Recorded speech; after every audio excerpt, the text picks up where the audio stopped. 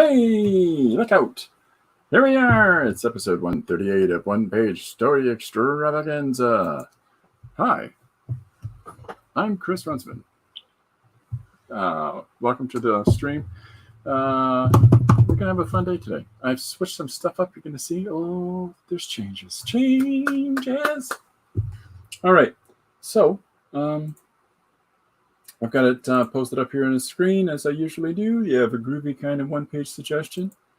If that made you think of Phil Collins, you're welcome. All right, so welcome to One Page Story Extravaganza 138. This is the stream where, inspired by suggestions and ideas from other people, I do one-page stories every day. And I just posted the 100...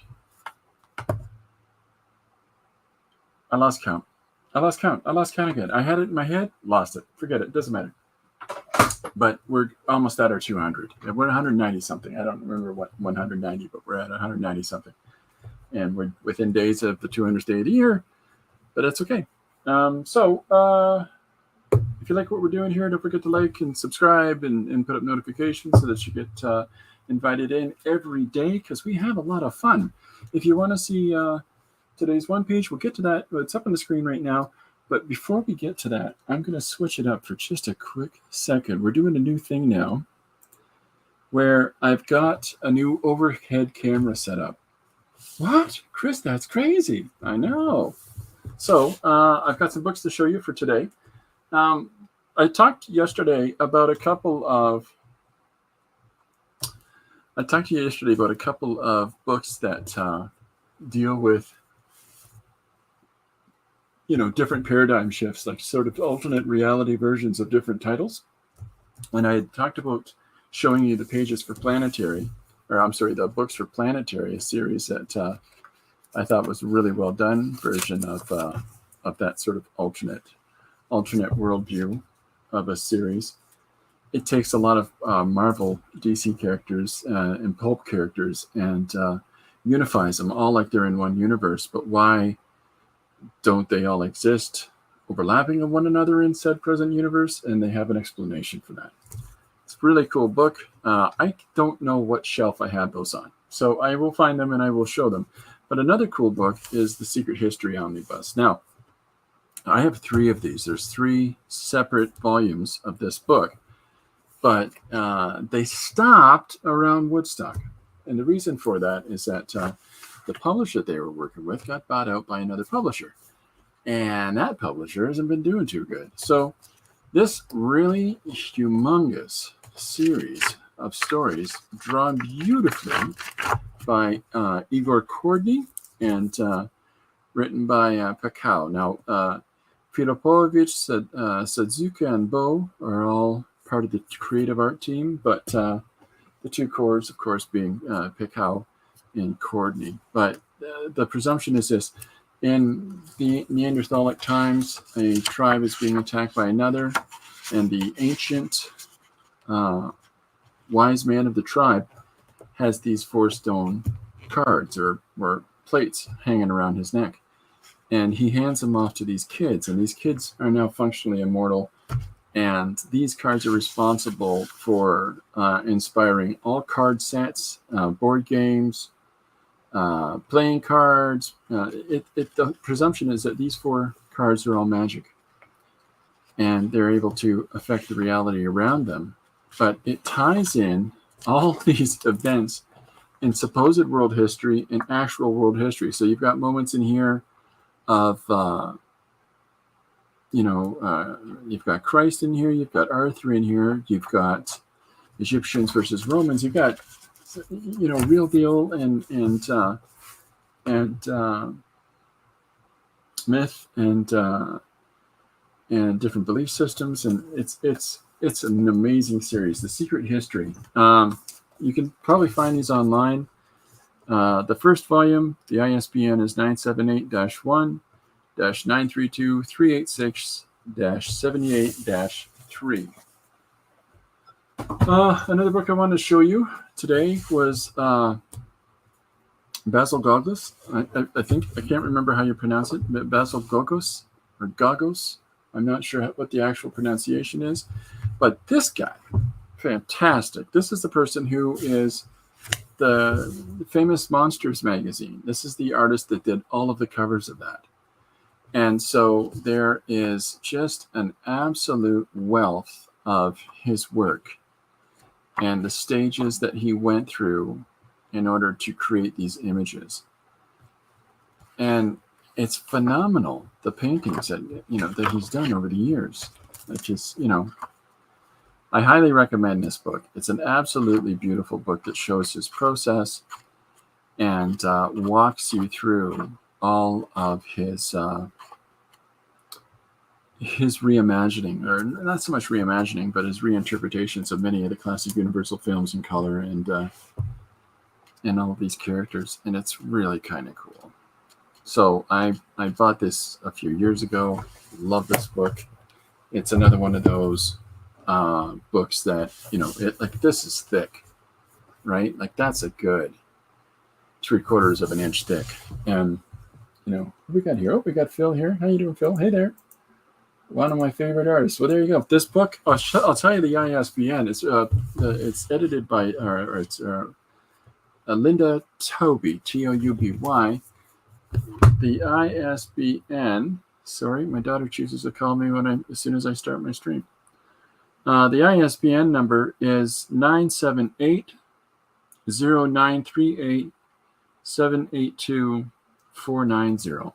And man, is this book worth it. I mean, it's his entire process.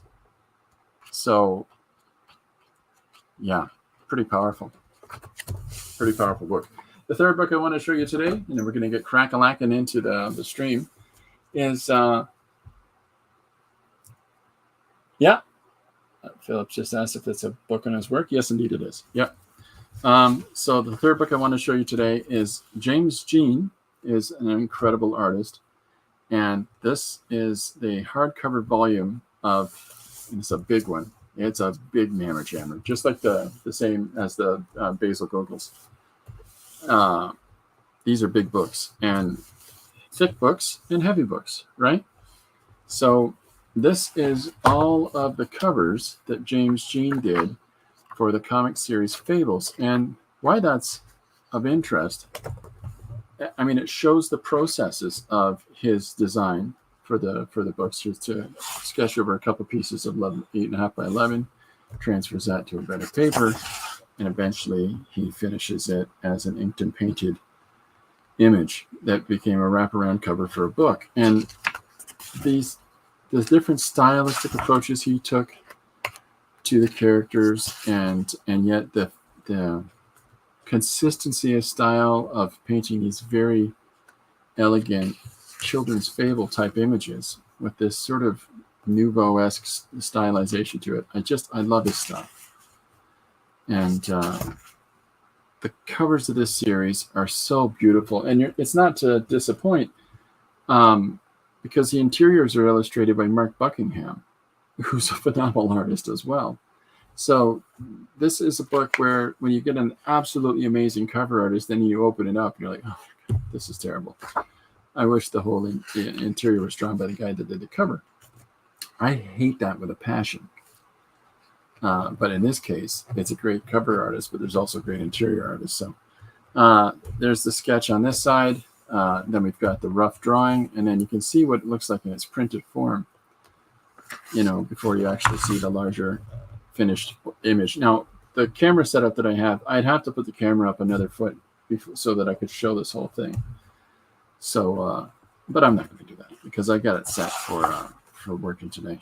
I've switched my cameras up because my one overhead I have burned the lens, so we'll get that sorted. Anyhow, beautiful work, and Geppetto, so good, so good. It's just one of those things where when you come across a good series and you're able to celebrate every facet of it, that's nice to do. But I really enjoyed that book about his cover work. Okay, so this is today's one-page story. Philip says, I'll go back and get that number. Yep. Oh, yeah, do so. You're going to enjoy it, Philip. Okay, so this is today's one-page story. It's from 3 words. It's I wrote them down, and then I misplaced it. It is blue, topaz, and headdress are the 3 words for today's page. And one of the moderators for D.D. Willingham stream, Julie Topaz, said you should put me in that page. And I said, send me a picture, and I will. And she did, and I did. So I hope she doesn't mind. I hope it's flattering and not a shock and horror to her. But this was a lot of fun to do. Gary's joined us, everybody. Hiya, Gary. Welcome to Friday. So this was a fun page to do. And with a page like this, it's kind of just go for broke type thing, get a really established, solid image, and then the rest of it's just playing with your own imagination and creating the different headpieces that you're going to make this person wear. And I needed a framing narrative, so I thought, well, she's trying these hats on for a character in a motion picture, which doesn't really matter, which is why I put it at the end. It kind of doesn't matter. So, listening while driving. In that case, anybody for a cappella? Anybody want to sing a song of Josh? Josh, you'll be... no, not that song. Yeah, I'll have to think of one. All right, so that was today's page. It was a lot of fun to do. The originals are up on my my Patreon. Thank you as usual to James and to David for their support in my Patreon, and welcome aboard to new patron supporters, Corey and Jim. I appreciate that immensely. It's really cool of you. But yeah, there's the original art is up on the Patreon as well as the page itself. And I also have started putting audio files up. I don't know how this is going to go, but I've started doing recordings of the page, reading the page in silly voices. Yeah. So maybe I'm exposing myself too much, but I just thought this would be another fun thing to do, and it gives a different level of context for the people that, because these voices in my, that I'm putting onto these characters and these styles and phrases and dialogue, it doesn't make. Sometimes it makes the page make more sense. So the people that are on the Patreon get that extra kick. The first one that I've put up is not today's. Today's I have yet to post. Because I didn't start doing it until just before the stream, that I started recording these, and I realized I put the wrong one up first. But the first one is the Yodelers, is on the Patreon, on the Yodelers page. So yeah, fun stuff. And they can be downloaded as MP4s, which I didn't realize was a thing. Okay, so anyways, today's page was a lot of fun, and again, thank you, Julie Topaz, for letting sharing your image with me and letting me put that in today's page. And it works too, because of the 3 suggestions being blue, topaz, and headdress. I mean, I didn't even have to draw the gem in a couple of those hats. I already had topaz covered by having Julie in it. Okay, so that's yesterday's page. I'm ready to rock on today's. Now, a suggestion that we had for today's is I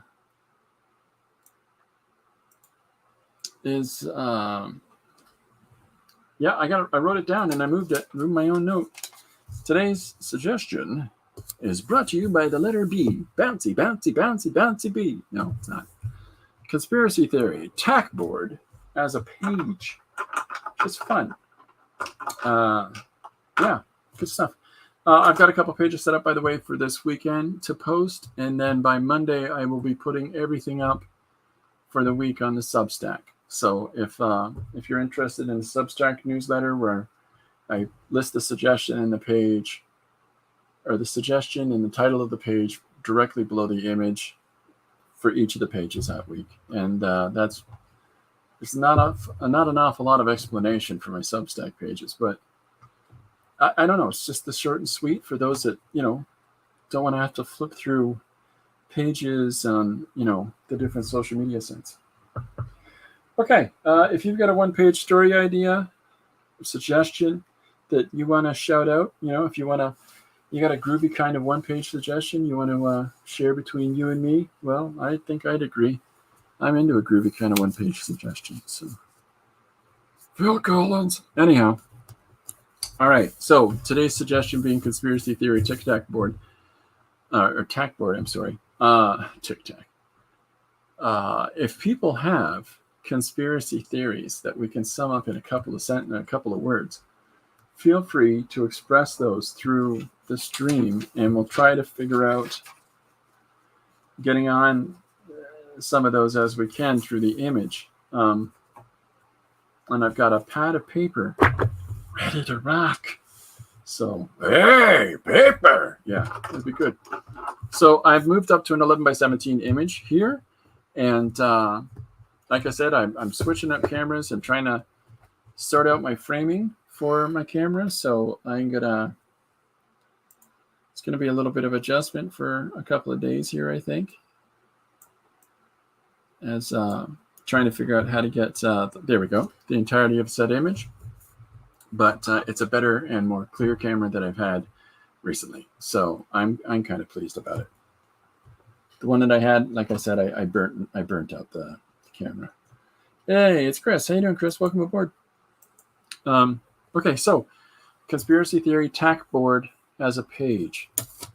Now, ideally, in Western sequential art, the idea is momentum through the image. Like there's transition of happenstance from the left side to the right side of the page. And how do you do that with something like a static image, like a conspiracy tack board, right? And I have some ideas. And because the beautiful thing about sequential art and sequential literature, and I know that there are people that would sooner see it called something else, but if we raise the bar on what we're doing and try to look at the telling of stories through sequential means, that we can reach for some kind of literary standard, I think it holds. And there's a great deal of work out there that's already at that standard. Some of these books, like I showed you, Fables, Secret History, both of those are fantastic pieces of literature. But we have an age where people keep calling themselves cartoonists when they're clearly sequential artists. Cartoonists draw cartoon strips. That's the term.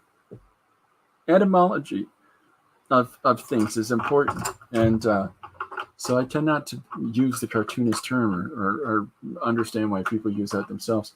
So the idea here is that sequential language is a fusion between visual and textual, right? So what do we got here? Please try to connect the 2020 election to Bigfoot. Okay, so Gary's got 2 points, right? So he's got 2 points. Now, they're not the only 2 points in the board. So 2020 election and large feet? Oh, Bigfoot. I'm sorry. I can't even believe you think that's real. Elections. Anyhow, yeah. So if anybody has other ideas or other things that, people have had conspiracy theories about, feel free to put them in the chat and we will add them to the list. And so what I'm going to do first is I'm going to draw a root image, something that we're going to structure all of this conspiracy theory tack board around. I think it's, it's pretty obvious what image we can do for that. And that would be like some sort of conspiracy person in front of the big note or the whole wall of craziness. And, we'll start there. There we go. Sorry, I'm just explaining to somebody that I can't talk right now. And, oh, happy day. There we go. Oh my gosh, now they're spilling in. Here we go. Josh says, please include blood drinking secret cults. All right. blood drinking secret cults. And then we've got another one coming through Gary. Ancient aliens. I've never heard of that. Like they're really old aliens? Hidden messages backwards on albums. All right.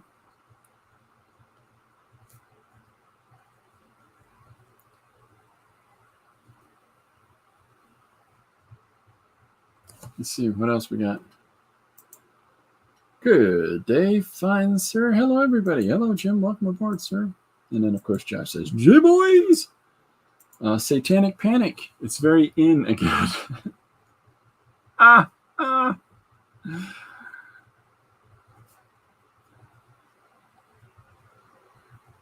It's very in. I learned this the other day when we were shopping for clutch purchases. All right, I just tuned in, and I'm not sure what you're referring to. But whatever it is, can you include Steven Seagal? You darn tootin' I can.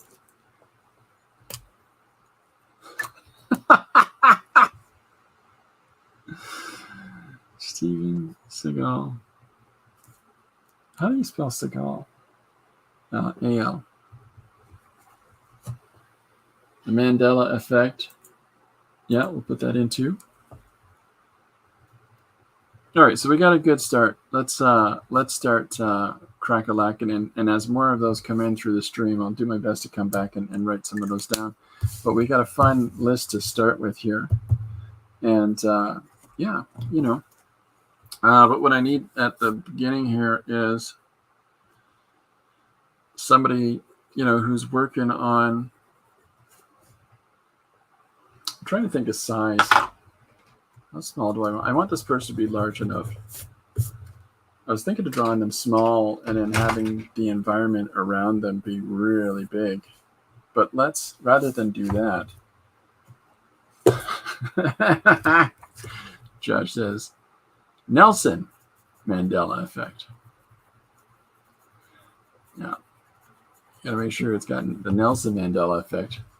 It's him showing up in all these sort of things that you misunderstand, like the Berenstain Bears. No, you got it wrong. That's not how you pronounce it or spell it. That's the Nelson Mandela Effect. You know, if you play Nickelback albums backwards, you get messages from Satan. What's scary if you play it forwards? What's scary is if you play it forwards, you hear Nickelback. Yeah, I don't play Nickelback albums in my house. I actually hate Nickelback with every fiber of my being. Such a bad band. The Mandalorian. Okay.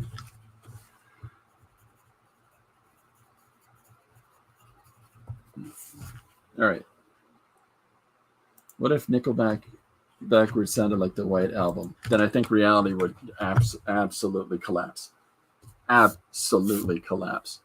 And I would hunt Nickelback down, and we would have some kind of ritualistic sacrifice. Because we can't have that. We just can't have it. All right. So hi, Riri. Hi. Welcome aboard.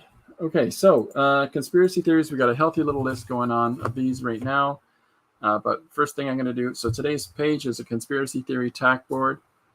And we've got a bunch of conspiracy theories that we're going to try to incorporate. Now, I think ideally, oh my God, Josh just called it Nickel Forward. That kid's on fire. That kid's on fire. I'm telling you right now. All right, so I'm going to draw a guy with his back to us who's working on this giant tack board. I think that's the place to start with. And then I'm going to get messy. Okay, so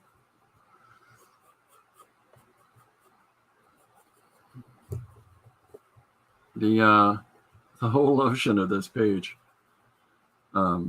is there's sort of it's kind of a given. Some of the ways that a person can go about this. The challenge with a page where somebody is actually specifically structured into the suggestion, you know, you're allocated, it's right there, right? Like it has to be a tack board. So now you're trapped in that. Like you can't, it sort of changes how you're able to go about structuring your page in that, because you're sort of locked into, like, it's the same as a knight is in a castle. Well, now you're doing a castle, right?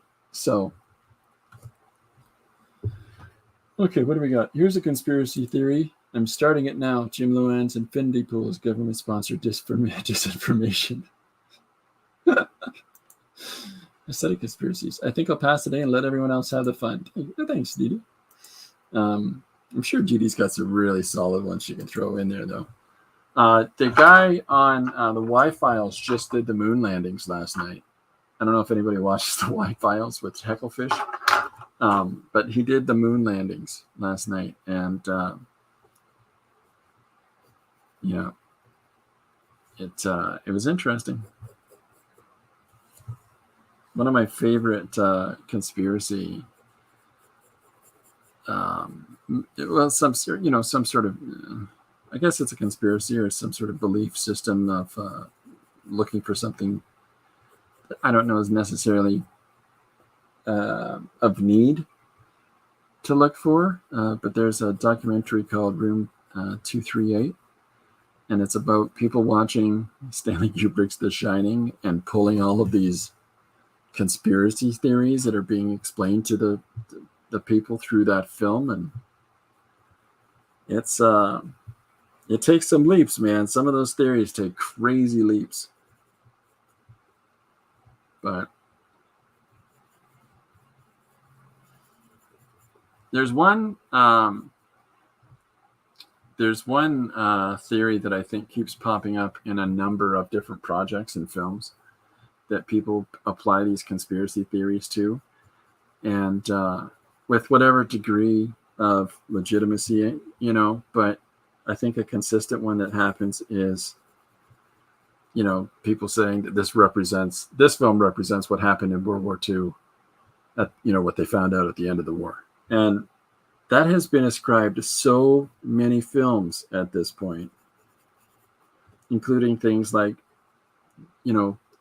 The Shining, including things like Toy Story 4, I think it is. And it's, oh my goodness, where are we getting this from? I'm not necessarily, I haven't looked in it deep enough to suggest whether it's right or wrong. I don't know. But I just know that keeps popping up. But when you have something that happens that's so significant throughout history, you can't help but assign different belief systems to it, right?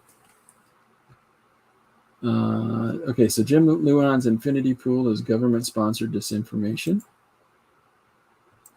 The fake moon landing is a good one. Now some people argue that space itself is fake. Oh, I love those people.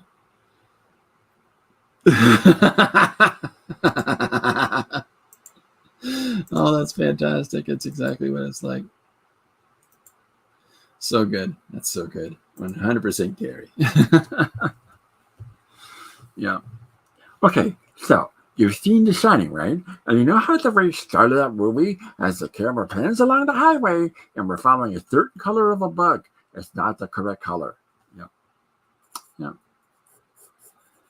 What does the teddy bear and the gentleman in the hotel room represent truly? Yeah. All kinds.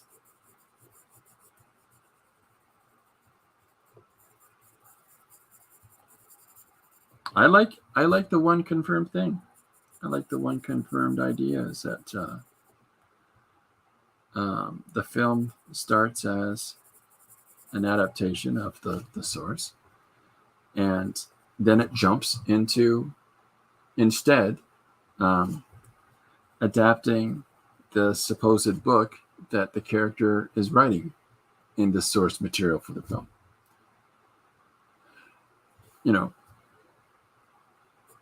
And that's bonkers. Janet's joined us. Hiya, Janet. I think Bob's Big Boy needs to be involved. That's a very American thing, the Bob's Big Boy. We don't have anything like that in Canada. What have I missed? What else? Oh, yeah. Luann's infinity pool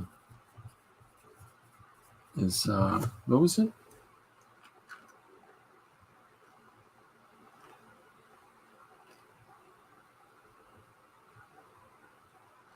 Fake moon landing.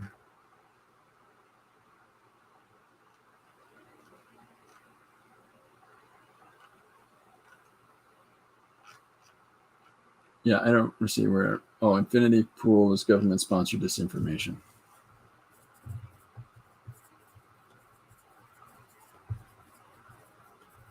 Okay, and then we've got moon landing hoax, space hoax, and then the big boy. I put the big boy down. Oh, and then nickel crap.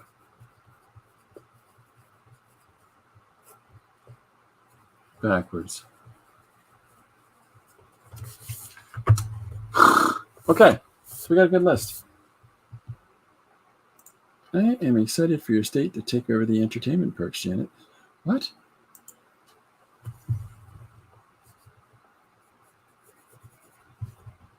Is that what entertainment parks is that? And what state are you in, Janet? Florida? You guys taking over Disney? They're taking over Disney. Ricky Rouse has got a gun. That's a book. If anybody hasn't heard that before, there's a fantastic book about a certain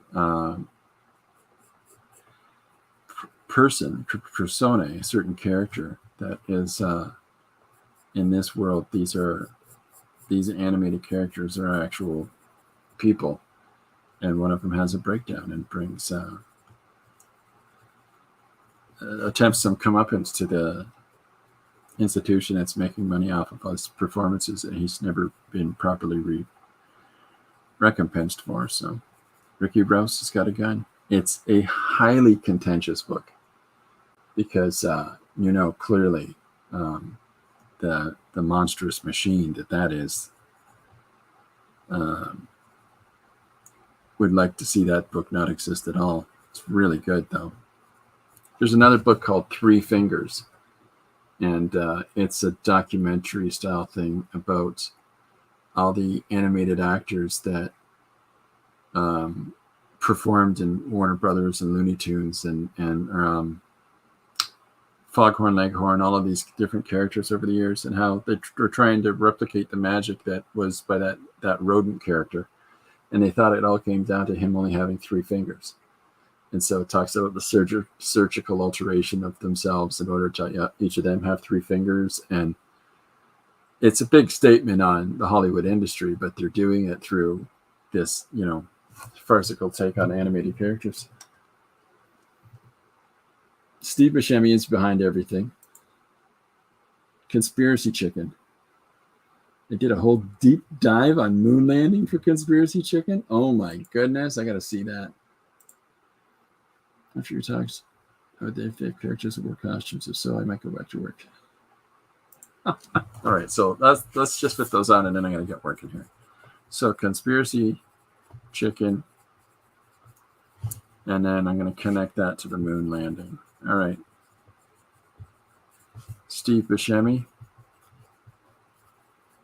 Okay, we got enough. There's plenty more, but we're good. Okay, so I'm drawing our conspiracy theorist here.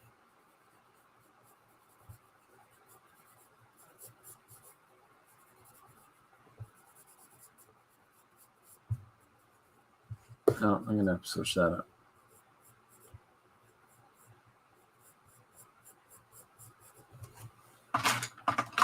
Where did I put that? Get over here. We're just over there waiting for you to use me.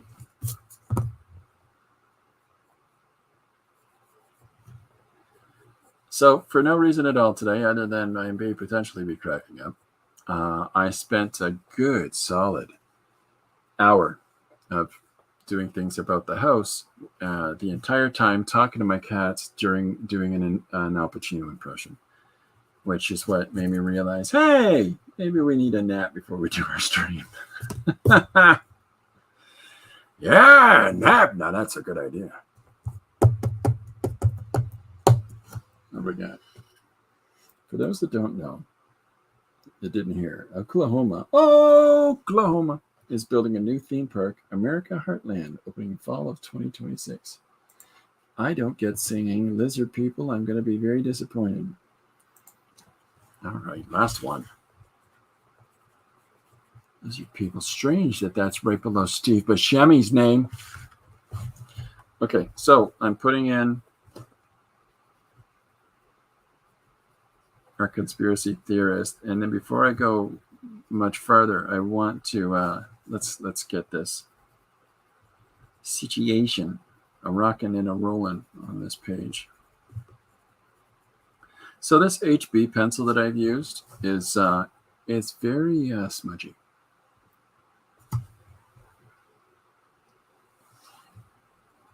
So what is the Heartland theme park going to be about, I wonder?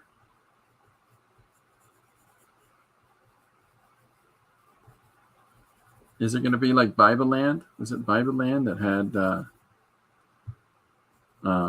there's two big there's the ark, there's that park that has the gigantic ark, which there is a part of me that's like, I just want to see it, you know.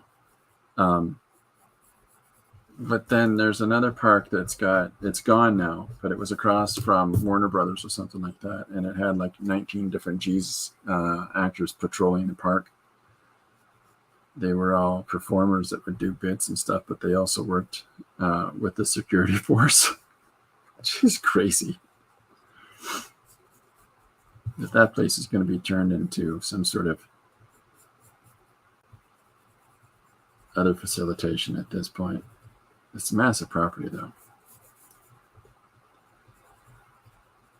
Initially, they wanted to make it a parking lot for Warner Brothers, and it got snapped out from underneath there. The original museum was not very nice. It was tricky. Anyone I miss saying hi to me? It will have 6 themes, 6 theme parks, 2 billion theme parks. No, I got you. Well, that's kind of cool. 6 theme parks in one. I hope that there's no real separation between them either, and no explanations at all. Like you think you're at Smurf, yeah, it's Smurf Land, and then you turn the corner and everybody's shooting laser, what was that, laser tag at each other, and then everybody's dressed like some sort of video game with lots of shooters. I don't remember who to credit for this quote. I'm paraphrasing, but the longest year of my life was a year I spent in Oklahoma City. I can't deal with that humidity. Yeah, I don't. I gotta be honest. There's a lot of some of these things going on in these southern states. It's just too warm for me in general. Period. Across the board. The way I look at it, and this is a scientific point of view, if it doesn't have enough snow for enough of the year, it's not for me. You can bet that in the bank.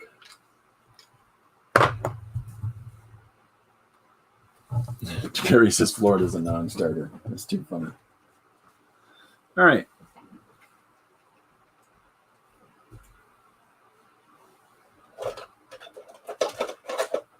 All right.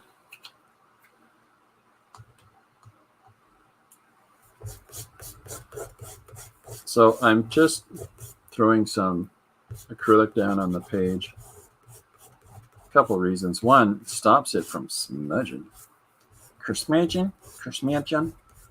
But 2, it's also going to make things a little more interesting when I start putting some colors down. Colors? What kind of colors, Chris? I'm not glad you asked. All right. So I got some different colored Post-its, and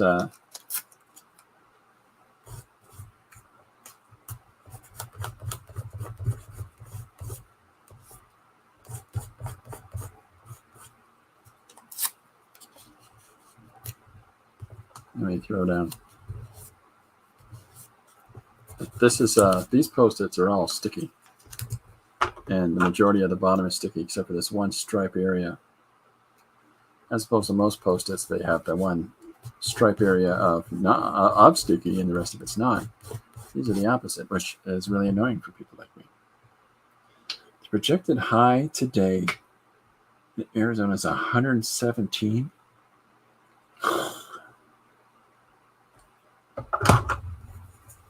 Man, oh man. You know what I say when I'm in 117 weather?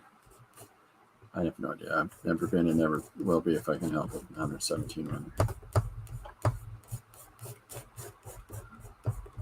I am built for, stalking through a forest and scaring campers. I'm not built for being in open, arid states. This is not the way of my people.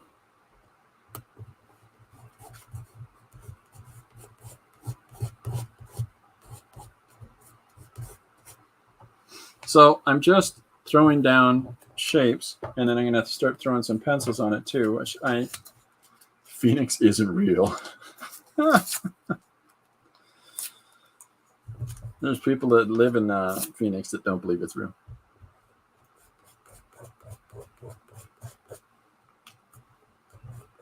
Phoenix, Arizona. I think that name is appropriate.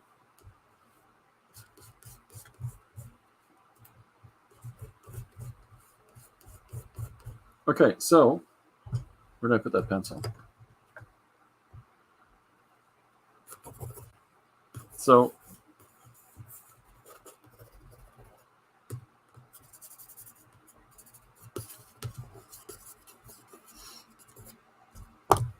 all part of a grand plan, a big design here, folks.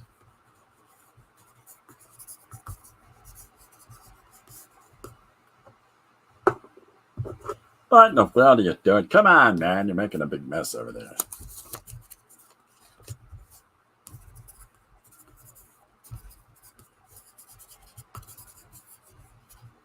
All right. What am I missing? It just hits here at 70 here. Cool and rainy. Not all what you expect. New conspiracy theory. Phoenix isn't real. Phoenix isn't real. They just say it's so hot so people won't investigate. Gary, it's interdimensional with dinosaurs.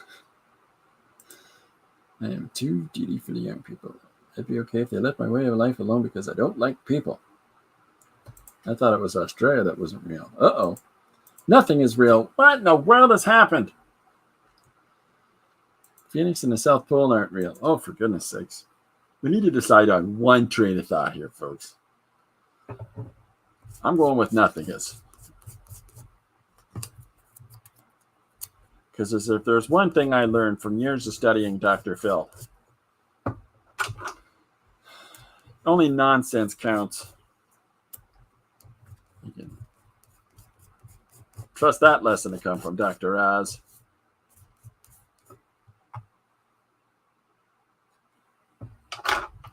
So, a couple more pieces down. The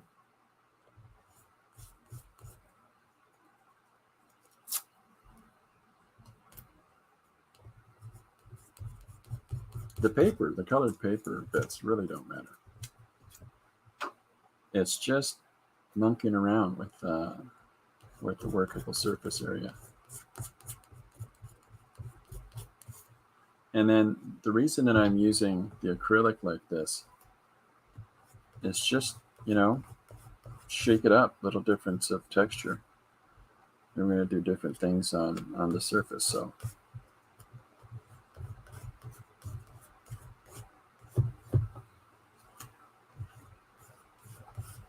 secretly, most Canadians don't think the States are real at all. It's just manufactured programming from Hollywood. It's a theory.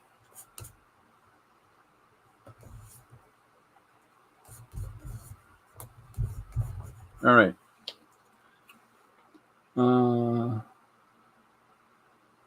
Nothing's real. So it's nothing to get hung about. Good stuff.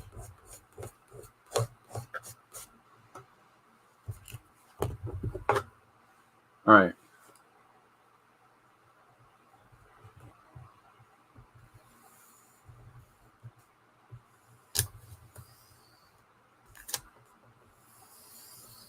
Okay, so there's the base of the board. I'll do some wainscoting or something like this on here. So here's the world's biggest tack board.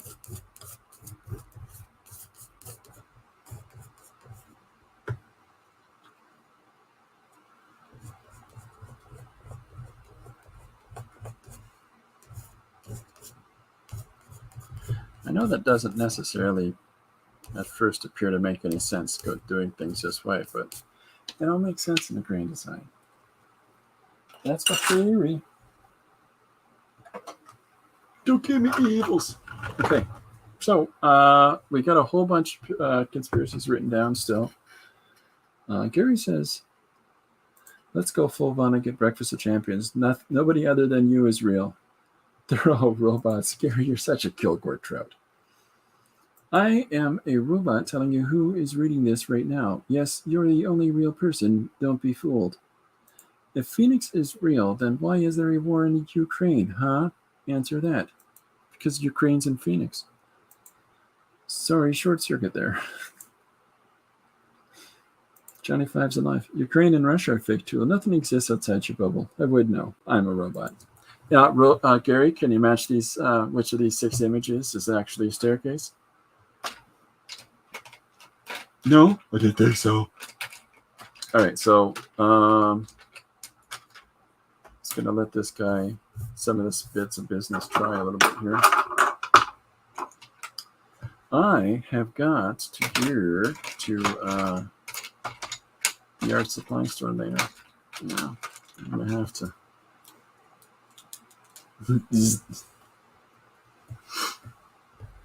You know what? I'm gonna tell you this. It's the truth. Ukraine, Russia, beautiful places. Absolutely beautiful. They make movies there, nothing else.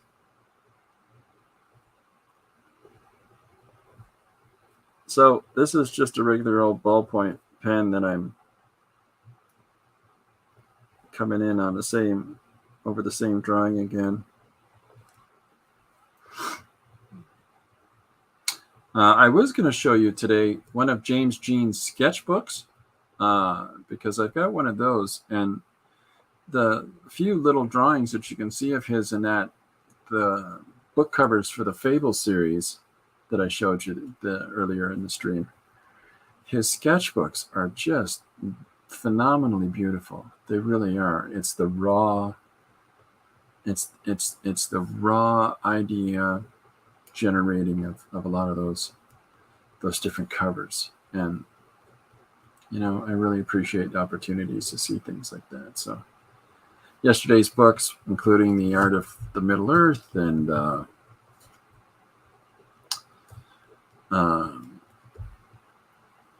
I'm trying to think of the name of the title, but the book about how sequential art influences many of modern medias. Those are fun books too. I really like the idea of process in books. Don't trust the robots. Oh, it's Seven. Hi, Seven. I love ballpoint. It's honestly probably my 3rd favorite medium. Yeah, ballpoint's a lot of fun. I like approaching it in different ways. You can be really clean with it. I'm being really dirty with it right now, but that's because I'm trying something right now, and that is I'm building up all kinds of levels of texture through it, just because I can. Because largely this image isn't going to have too many images. Like, I'm going to draw some of these conspiracy theories in little squares and have those panels embossed over top of this tack board. And example some of the specific ideas thrown forward right now by everybody. And then the rest of it's going to be text scrawled and spread throughout the background.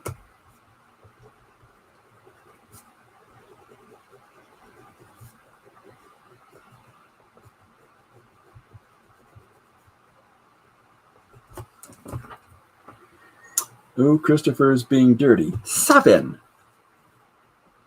Okay, off to a meeting with an author. Wish me luck. I'll catch the rest on replay. Hey, good luck, Josh. Or as we call him, Yahoo's. That's his new name, everybody. Another author. Is this another project? Okay. Good stuff. Something I'm working on right now that it's challenging to me because it's definitely something that I wouldn't have chosen as a topic to work on if it weren't for doing this as a job for somebody else. And sometimes them's the ways to push yourself and grow. Okay, there's the. Put it over there. Why would I do that? What'd you go do that for?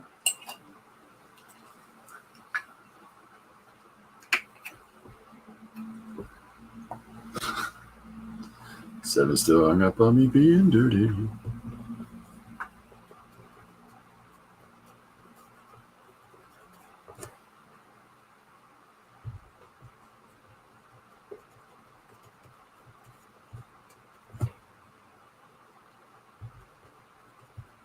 I'm going to go today and pick up a jelly plate. That's if I have the chance. Depends on when my wife gets home. She's going to see mom and dad. But if she gets home early enough, I'm going to go over to Michael's and pick up a jelly plate. I have some ideas. I got ideas. We all know that's not good. So.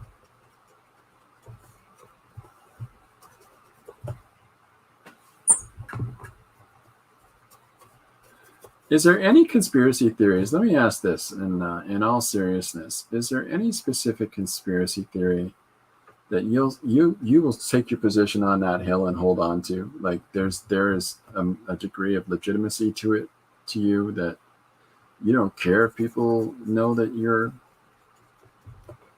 It's tricky. It's tricky because somebody can just blurt out something political right now and stew up a pot. I'm not looking to that, but is there something that people can think of that fits that parameter for themselves?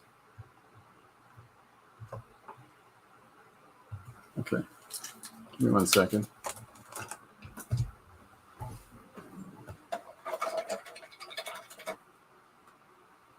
We're going to get funky.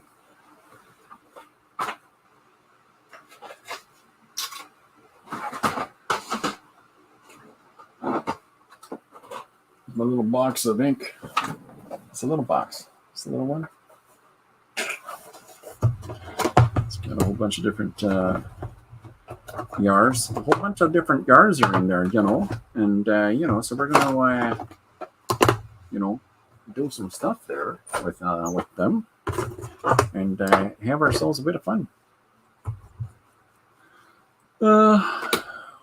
Jim says. Used to be a part of an art collective called the Ballpoint Fiends. Co-founded it with Justin Stewart. Cool. Who's Justin Stewart? Is this a friend of people here? Is this? I'm terribly sorry that I don't know who Justin Stewart is, but I'm gonna try. Like that. You're not even gonna come and play. Okay. I don't mean to be oblivious, and I apologize if you don't know who Justin Stewart is. I don't know. I just do my best. I'm doing my best. All right.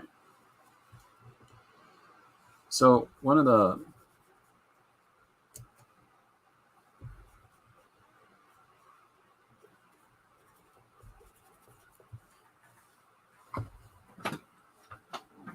things about using different medium together is that sometimes they push and pull against each other. And I like that.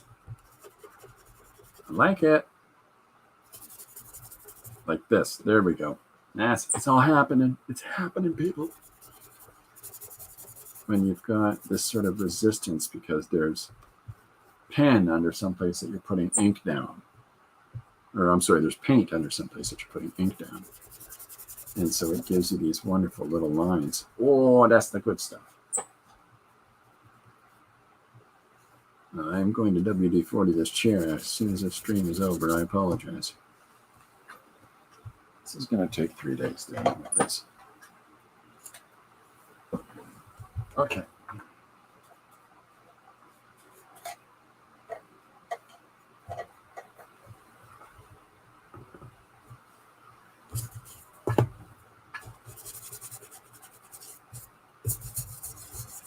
See, this is what I'm referring to when I'm talking about how, because you've got this other material underneath, and you wash over some ink on it, it gets, it separates like this, and I like it.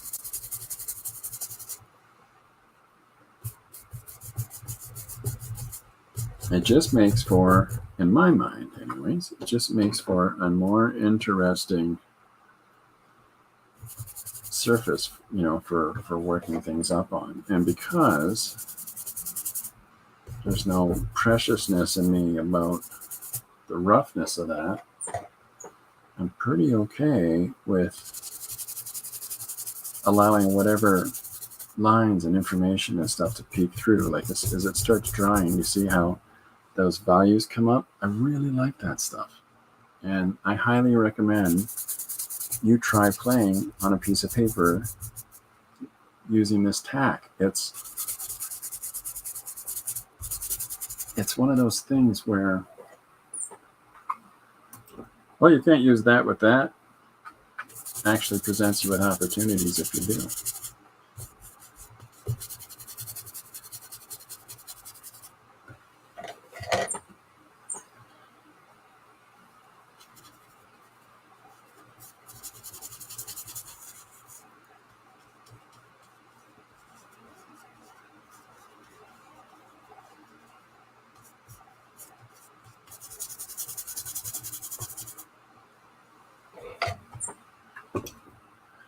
Woohoo! Woohoo! It's good fun for everybody.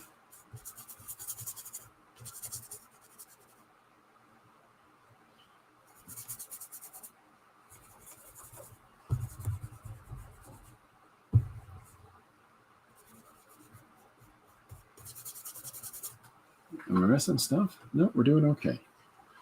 That's kind of cool, you know, having a group of people that work in ballpoint together. It's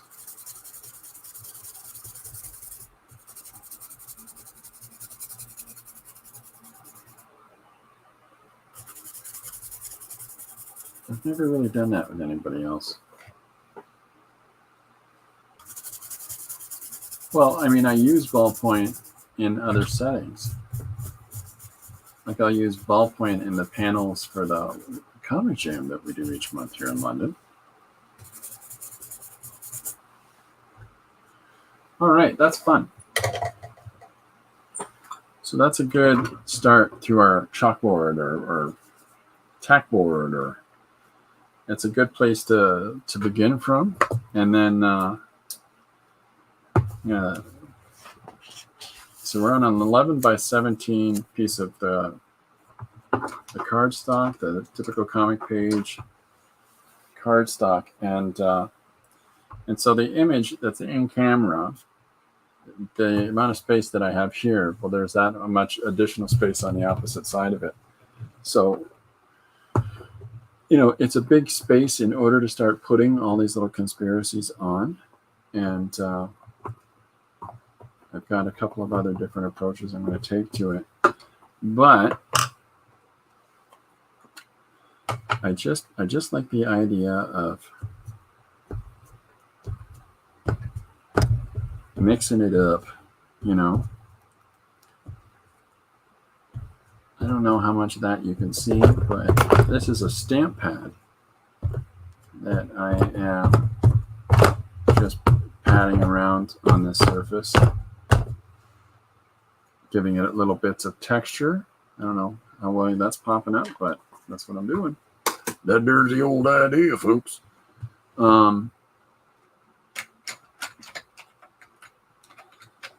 Yeah, and then I'm going to come back in 2 seconds and belt some more white on this guy.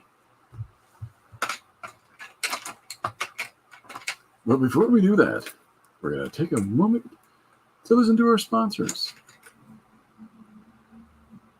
Hi, I'm Bob Schwartzky's Meats. Too dark.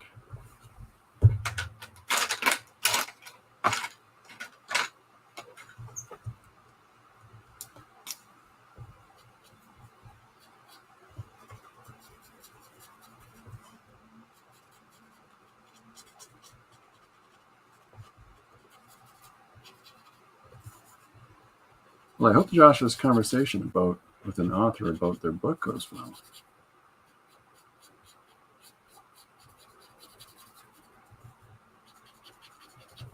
I mean, he's in a situation where he's out there making them connections and picking up them projects, and good for him.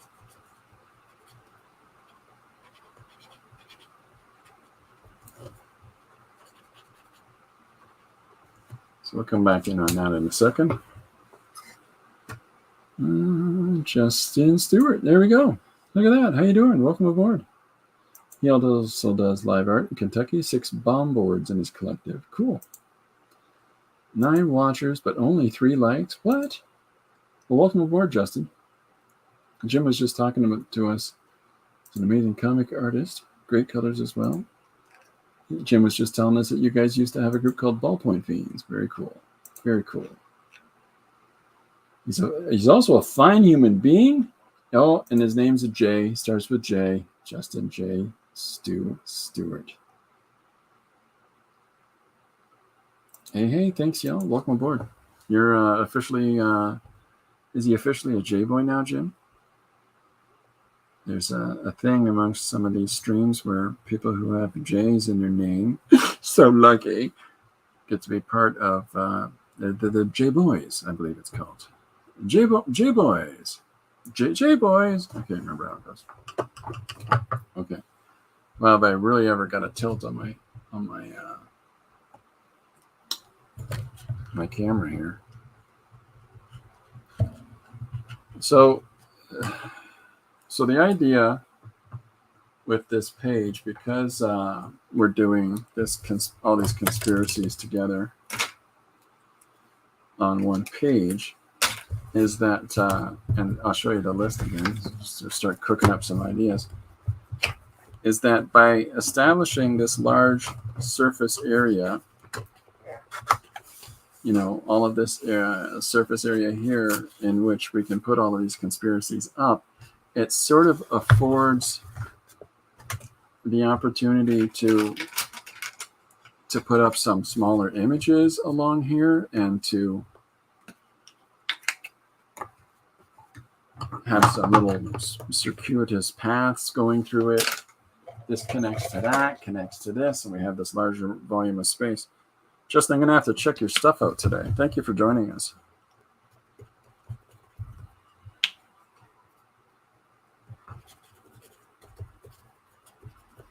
Here we go. All right. Christopher Runsman does this live stream every day at 2 p.m. Oh, that's cool.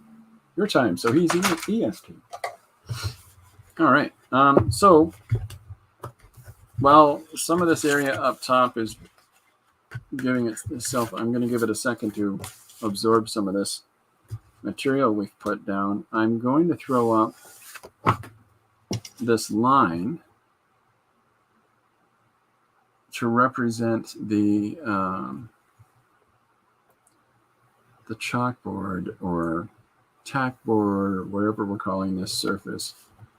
And what I'll do is I'll lay in a little lip edge here, and then we'll put some wainscoting down below and just sort of root this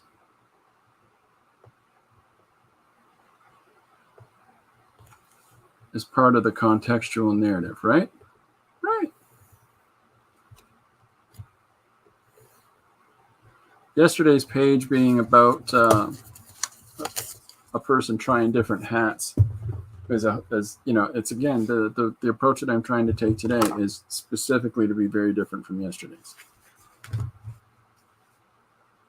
We ain't talking about hats today. So I'm just spacing out these lines.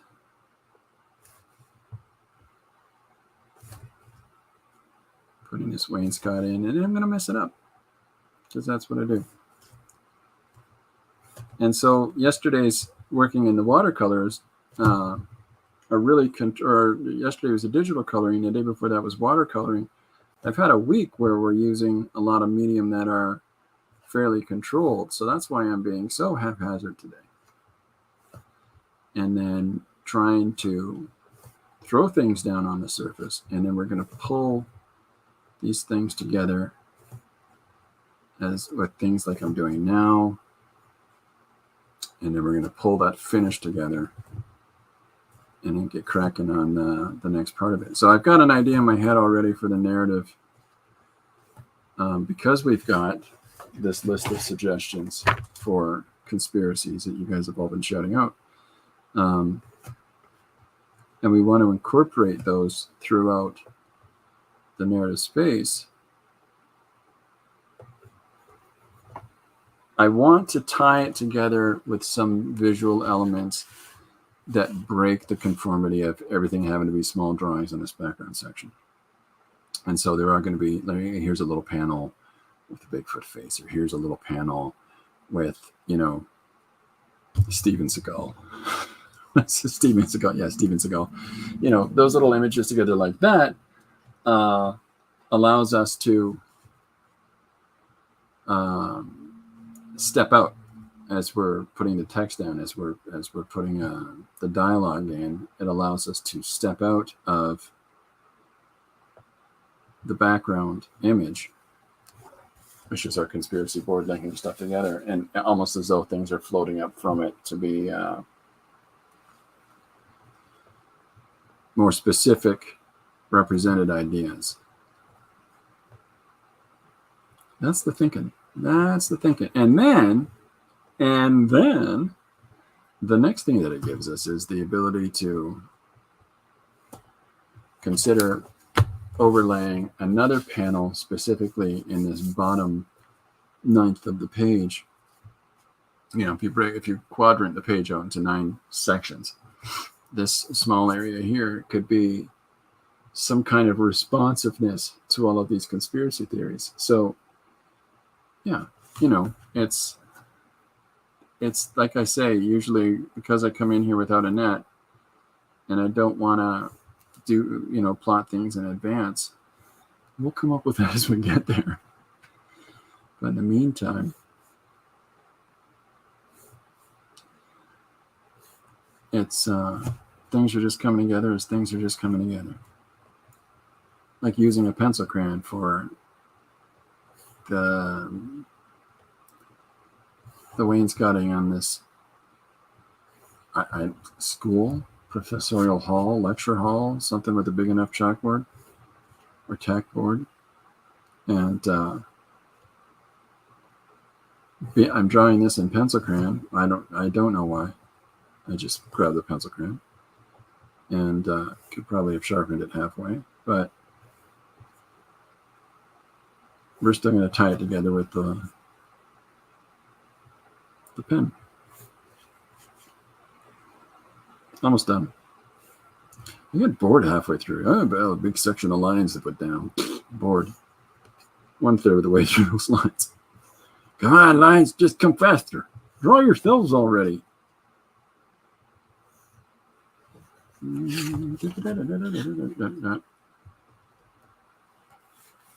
Okay, so here we go. We've got some of this in now, and I've got this is coming together pretty good. I think I might come at it again with another belt, just in certain areas, but I think I'm going to do it in a different color. What do we got? I'm sorry, I'm missing stuff here. Interesting indeed, Christopher. Thank you, Seven. Chris, if you have a second, can you show some of your previous one-pagers for a first-time guest? Yeah, I can do that if people want to see that. I think every artist should have a crew. You need people. I can see there being a bit of meditation, drawing the lines over and over again. Yeah, you know, I tend to set myself up for things I don't necessarily want to consistently do. Okay, so Jim, I'll show, I don't know, this is the page I posted today. And, you know, as far as that goes, here, I'll open the last few pages, the last few days. What have I got?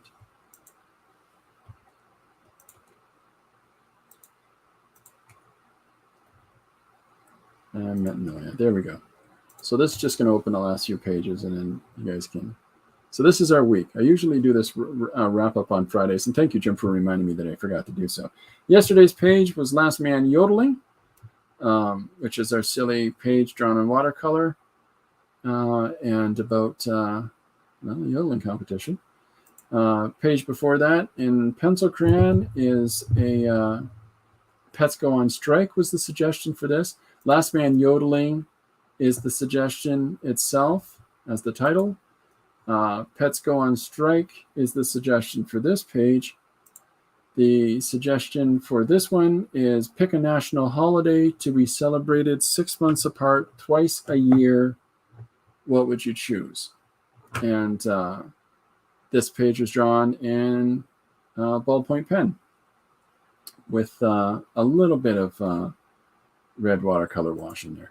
And then the page before that is drawn in pencil with digital coloring, and it's about a person reminiscing on a car accident. And the page before that is Metanoia, and Metanoia is mixed media, ballpoint pen, and then a whole bunch of other jazz. So that's our week of suggestions. Metanoia, a reorientation or transformative state. And the suggestion here is, what was the last time that you changed your mind about something? So that's our week of pages that we've done so far. There we go. So now we're switching tack again. Oh, there we go. Tack board. We're switching directions again here and coming at this with a number of different mixed medias, including white acrylic and some ink and, you know, just messing around, having a little bit of fun. I kind of like the idea of,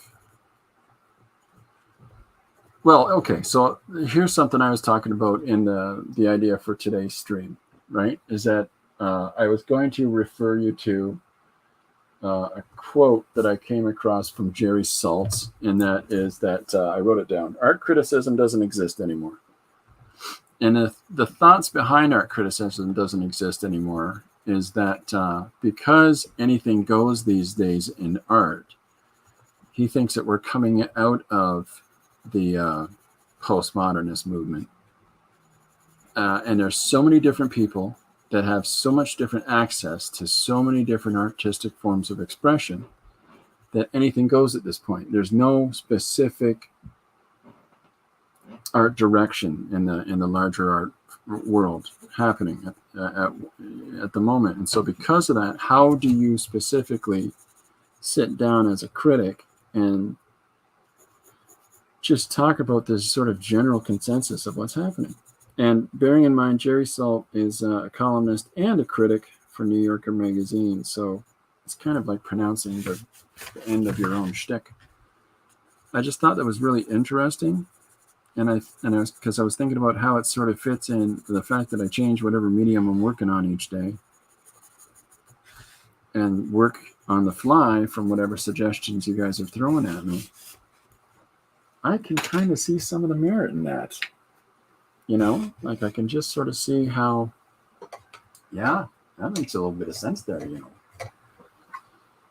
But we'll see how that pans out. I'm curious to see what his next statement is going to be towards it, because that's a fairly bold one to make, especially as, you know, a prominent critic.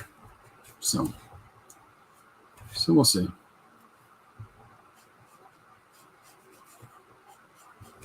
have to look at Justin's work after. So fun. I like when new people are coming out. Thanks very much, guys. Has anybody got stuff that they're working on that they want to talk about? Jim had an episode this week of, hey man, how's your movie going? And it was a lot of fun. He had Dr. Gary Hodges on the episode this week. And they had some fun together. Good interviews. Also, a top 5. These two maniacs managed to get one of their top 5s out. So very lucky we all were for that. It was a good one too.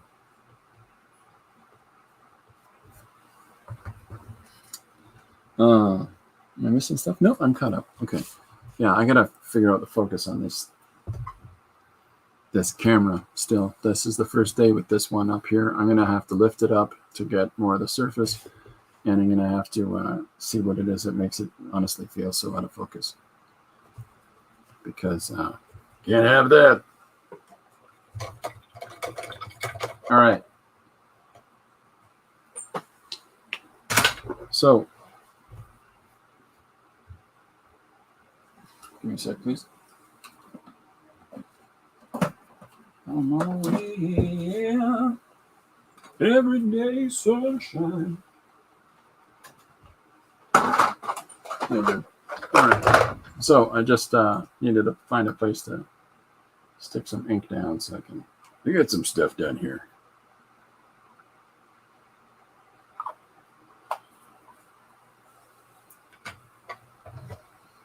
All right.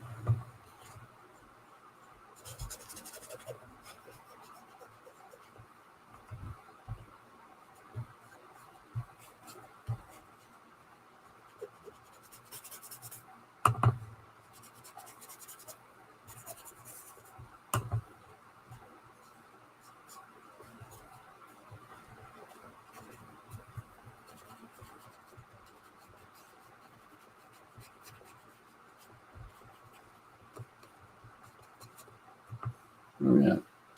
Gary Hodges says, I think that criticism has been in bad shape for a while now. I lay much of the blame on internet comment culture, which sees criticism not as thoughtful evaluation, but as brickbat and pot shots. Yeah, definitely so. I think you're 100% right on that. I think that the people's opinion has this different evaluated sense of merit. People believe that I think the most specific example of that is people using the term influencers to describe themselves. I'm an influencer. Oh, yeah.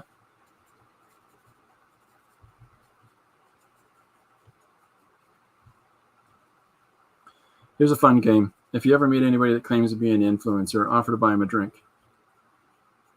If you say, would you like a drink? And they say, sure, I'd love one I influenced you. And then walk away. Just walk away. Who's the influencer now, suckle? I think it's a dumb title. Uh-oh, here we go, ladies and gentlemen. Question of the day. Have you ever seen live art performed? Can we addendize that and have you ever performed live art? Because I did that once.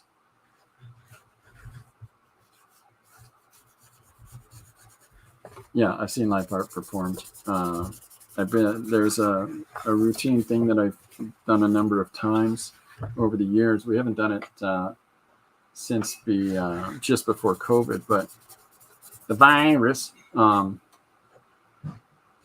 But there would be a 24-hour art jam, and it would be where a bunch of people would get together in this gallery, and we'd all be working on pieces around the clock. And of course, anybody that's a sponsor or a benefactor of the gallery, we're all sort of strutting their stuff around us. Yes, of course, I love this.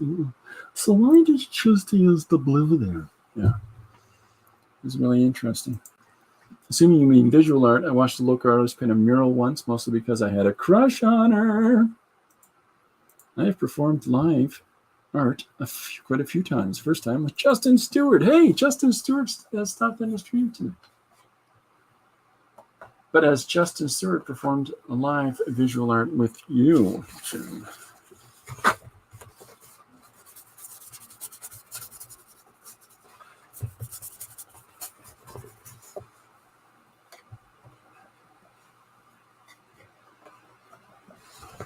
It's okay. You guys can tell us. We're all friends here.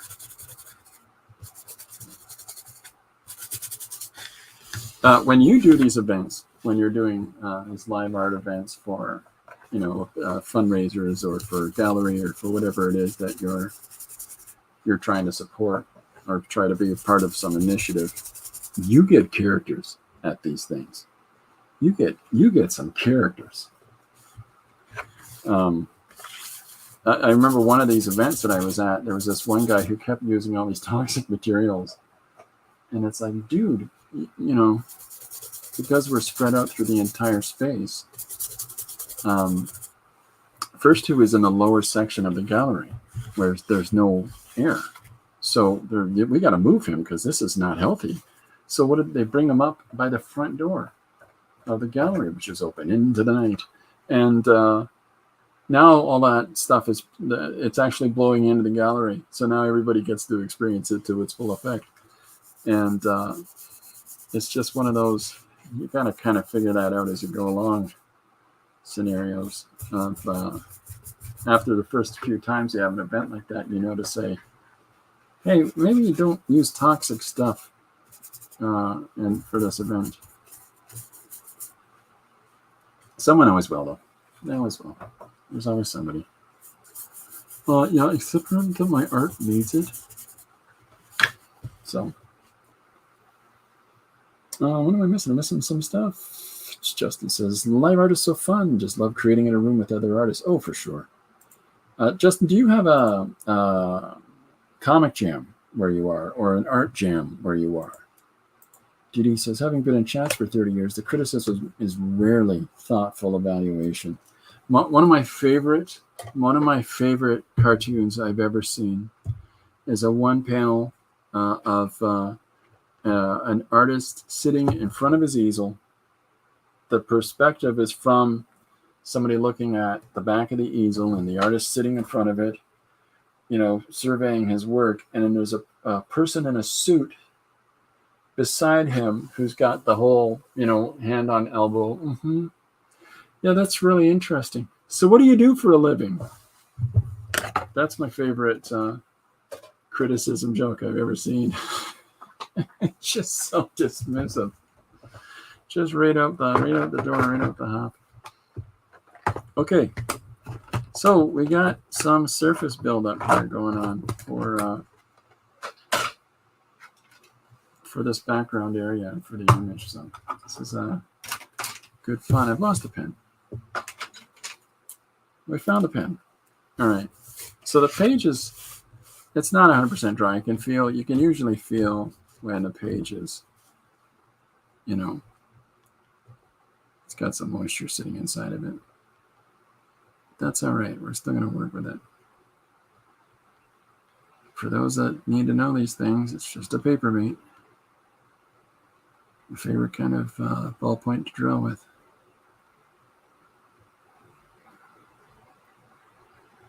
$1.0M.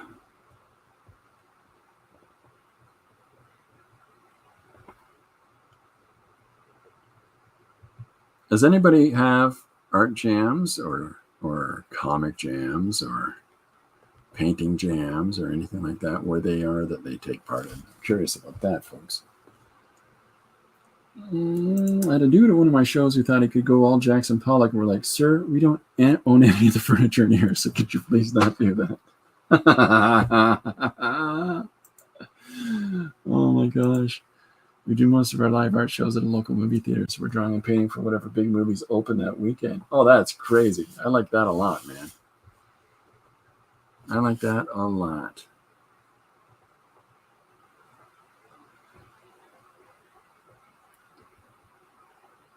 And are you thematically trying to, work with whatever the film is that's opening in the theater?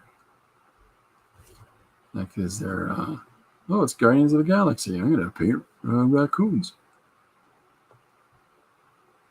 Is it, do you try to do things like that? Because, of course, there's marketability in that. Oh, look at that raccoon. It doesn't look like the one in the movie. It's still a raccoon, though.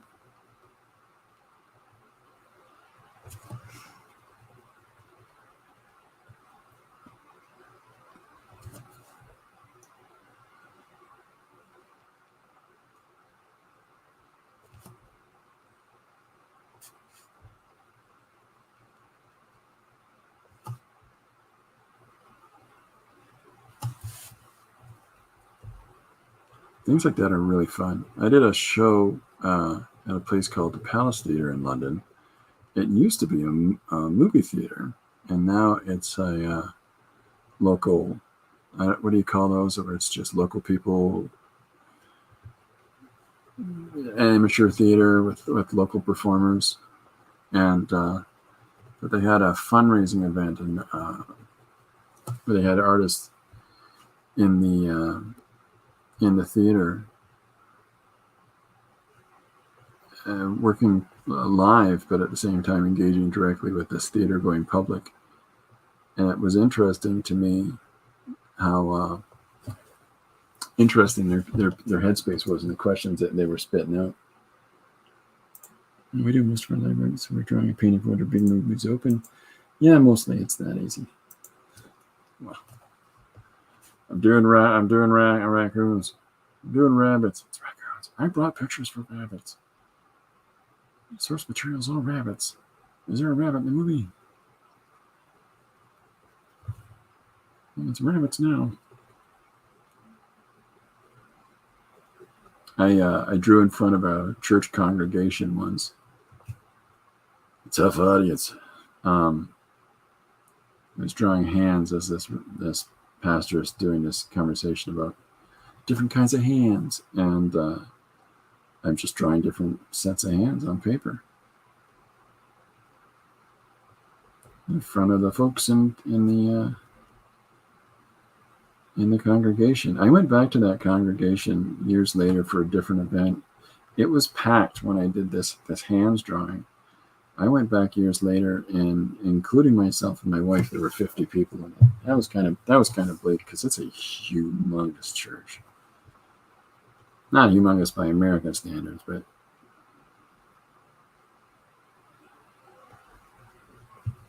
humongous by old traditional brick building churches. Gigantic stained glass windows and megalithic organs.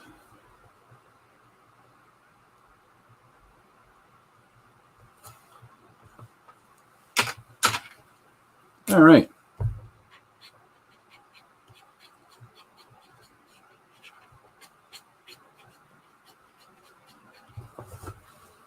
Okay, I'm just going to do one more thing and then a couple more things here. We did live art in Dallas. That was the first time my back killed me the next day. Oh, that was my first time. My back killed me the next day. Now, sometimes movies can be more nebulous. So for something like John Wick, we all just did different 80s action movie folks. Oh, see, that's fun. That's a lot of fun.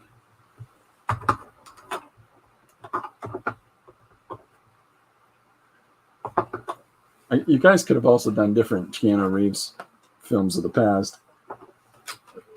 That would have been a whole different direction. How many John Wick fans would know what the film My Own Private Idaho?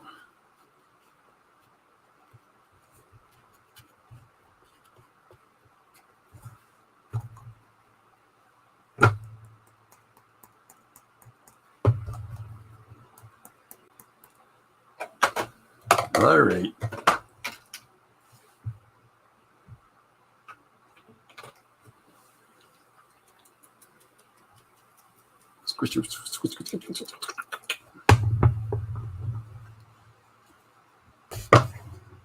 Oh yeah, we're at an hour 30. So I hope everybody's had a good week and had a productive week and stuff like that. If you were done doing the thing that you do in order to celebrate your weekend, I hope that you've got the things done that you needed to get done.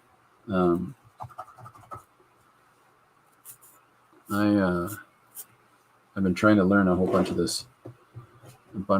business stuff that's being sent my way that I'm not enjoying for the upcoming book release. It's just too much. It's just too much. You're not coming up with a ding dong darn. It's funny. You talk to friends on social platforms and you discuss with people and your work and you spend every day doing stuff in front of people. You're not worried about that. But then when it comes to you have to do interviews, I don't know what is wrong with me that I'm just freezing up on this. Well, then what if they say this? Then what do I do? Then what happens?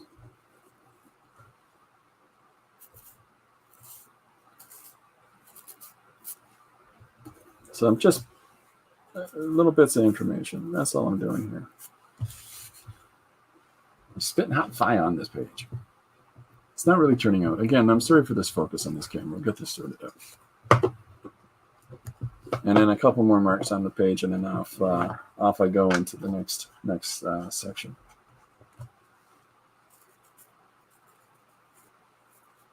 So, Justin, if you've got one-page story ideas or suggestions, like some of the things I exampled a few minutes ago,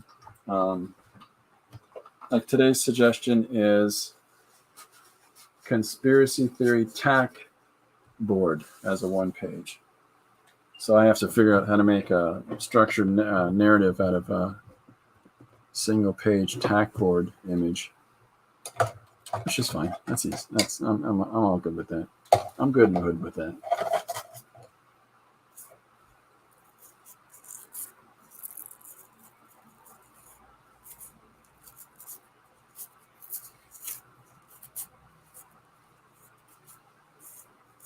I'll make that dry now.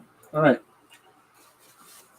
But feel free, anybody, if you've got one-page ideas or suggestions, to put them in the comments, or to put them in comments and onto any of the already done images on the Instagram or Facebook or the weekly post on Substack, whatever you like, So here's what I got to incorporate. So going through this, here's our idea. So going through this list of stuff, I have got to figure out some way to incorporate a healthy amount of these things on this page, which I think is doable. So I'm going to do a little bit of fun, nonsensical trying to place all this together, and but at the same time, on some of these small images and the size of these different colored pieces of Post-it, I think I need to draw some of the specific bits and bobs, like Steven Seagal.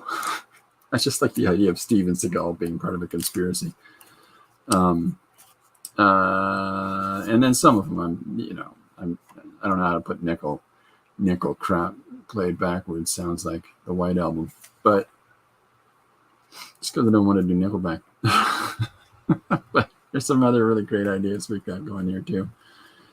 So I think I'll get this. I got to let this guy dry because I just flicked all kinds of business on it. But I'm sorry, I'm sitting here blathering away. Justin has put forward a suggestion. I'm going to write it on here and transfer it to the book. Justin's suggestion is Junkyard Sandwich Shop. That's fun.